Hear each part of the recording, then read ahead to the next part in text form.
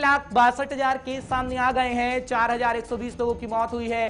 37,10,000 active case बताए जाते हैं। इसी तरीके से आंकड़ा अब अलग अलग राज्य का आपके सामने रखें तो सबसे पहले जिक्र करना होगा महाराष्ट्र का। पिछले 24 घंटे में 46,781 केस सामने आए हैं।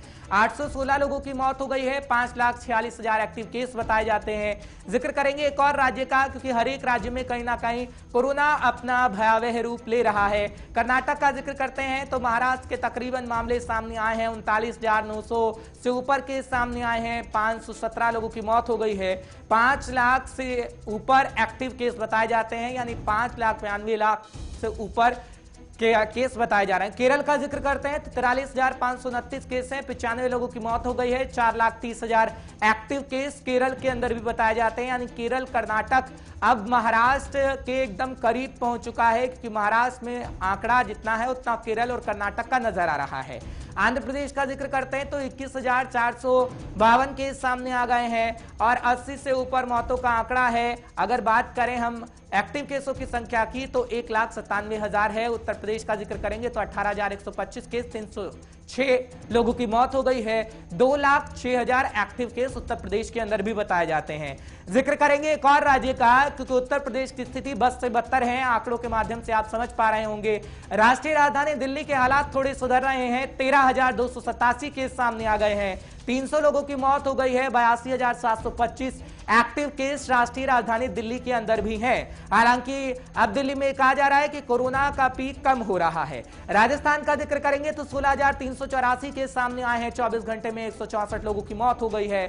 2,09,000 एक्टिव केस बताए जाते हैं। मध्य प्रदेश का जिक्र करेंगे तो 8,970 केस हैं। 84 लोगों की मौत हो गई है। 1,09,000 एक्टिव केस मध्य प्रदेश के अंदर भी बताए जाते हैं। इसी तरीके से जिक्र करना होगा एक और राज्य का, क्योंकि अलग अलग राज्य का ग्राफ आपके सामने रख रहे हैं कि मौतों का आंकड़ा कितना हुआ, और संक्रमितों की संख्या का जिक्र उत्तराखंड से भी करेंगे, जब 7,749 केस सामने आए हैं। 109 लोगों की मौत हो गई है। एक्टिव केसों की संख्या 77,082 इस वक्त उत्तराखंड से बताई जाती है। तो आंकड़ा बड़ा है। हिमाचल प्रदेश का जिक्र करना होगा। 4,977 केस हैं और अगर बात करें 70 से करीब मौत हो गई है और 38,954 एक्टिव केस सामने आ गए हैं। हिमाचल प्रदेश, उत्तराखंड ये पहाड़ी इलाका है, जब यहां पर भी अब कोरोना फैल रहा है। गुजरात का जिक्र करना होगा। 11,017 केस, 102 लोगों की मौत, 1,27,000 एक्टिव केस गुजरात से भी बताए जाते हैं। इसी तरीके से जिक्र अब एक और राज्य का करेंगे कि वहां पर स्थिति कैसी है। हाल आपको बताएंगे तमिलनाडु का। दरअसल 29,272 केस, 298 लोगों की मौत हो गई है। 1,62,000 एक्टिव केस बताए जाते हैं तमिलनाडु के अंदर भी। अब जिक्र करना होगा एक और राज्य का, क्योंकि तमाम राज्य क्या हाल आप तक पहुंचा रहे हैं, केंद्र शासित प्रदेश का हाल आप तक पहुंचा रहे हैं। तेलंगाना का जिक्र करेंगे। 4,723 केस सामने आ गए। 24 घंटे के दौरान 31 लोगों की मौत हो गई। 60,536 एक्टिव केस तेलंगाना के अंदर बताए जाते हैं। तो यह आंकड़ा है देश भर का।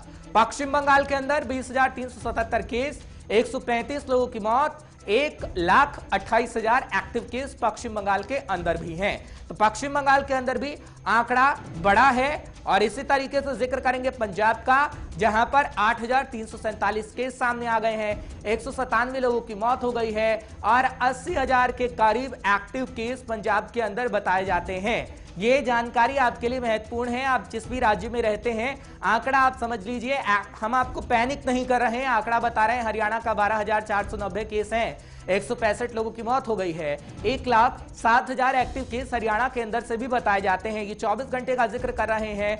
और बात जम्मू कश्मीर की करें तो 4,509 केस आए हैं, 65 लोगों की मौत हो गई है। 91,500 एक्टिव केस बताए जाते हैं, यानी 51,500 एक्टिव केस बताए जाते हैं। जम्मू कश्मीर का जब हम जिक्र कर रहे हैं, गोवा का जिक्र करेंगे तो 2,865 केस हैं, 70 लोगों की मौत हो गई है। 32,791 एक्टिव केस गोवा के अंदर भी बताए जाते हैं। तो एक्टिव केसों की संख्या में भी कमी नहीं हो रही है और ये बढ़ रहा है, जिसकी जानकारी हम आप तक पहुंचाने की कोशिश